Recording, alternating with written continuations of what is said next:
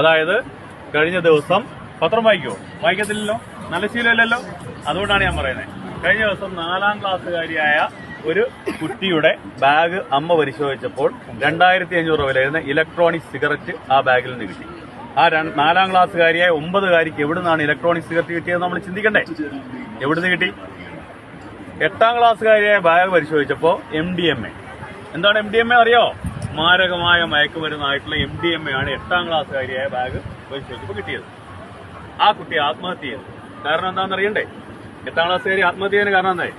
ആ കുട്ടിയെ ഈ MDMA ചെറുതായിട്ട് കൊടുത്തിട്ട്, ക്രീം ബിസ്ക്കറ്റിനകത്ത് MDMA കൊടുത്തിട്ട് ആ കുട്ടിയുടെ നഗ്നമായ ഫോട്ടോ എടുത്തു. ആ ഫോട്ടോ കാണിച്ചുകൊണ്ട് ആ കുട്ടിയെ ഭീഷണിപ്പെടുത്തി ഈ MDMAയുടെ കാരിയറാക്കി മാറ്റി, എന്നുവെച്ചാൽ വിൽപ്പനക്കാരിയാക്കി മാറ്റി. 13ാമത്തെ ദിവസം ആ കുട്ടി ആത്മഹത്യ ചെയ്തു.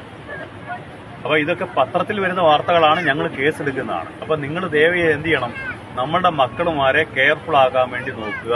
സ്കൂളിൽ പോകുമ്പോഴും വരുമ്പോഴും നമ്മുടെ മക്കളുമാരെ വളരെ കെയർഫുൾ ആകണം. അവരുടെ കാര്യങ്ങൾ സംസാരിക്കണം. ഒരു ഫ്രണ്ട്ലി ആറ്റിറ്റ്യൂഡ്, അതായത് മക്കളുമാരും അമ്മയും തമ്മിൽ ഒരു ഫ്രണ്ട്ലി ആറ്റിറ്റ്യൂഡ് വളർത്തിയെടുക്കണം. സംസാരിക്കണം, അവരുമായിട്ട് സംസാരിച്ചുകൊണ്ടേയിരിക്കണം. അതുപോലെ തന്നെ ആവശ്യമില്ലാതെ മൊബൈൽ ഫോണുകൾ കൊടുത്ത് കളിപ്പിക്കണ്ട. കൊച്ചു കുഞ്ഞുങ്ങളിപ്പോൾ മൊബൈൽ ഫോൺ കൊടുത്താലേ അവർ ആഹാരം കഴിക്കും. ആ ശീലമേ വേണ്ട. കാരണം കഴിഞ്ഞ ദിവസം കണ്ടോ അമ്മയുടെ കഴുത്തറുത്തത്? 14കാരൻ അമ്മയുടെ കഴുത്തറുത്ത കണ്ടോ?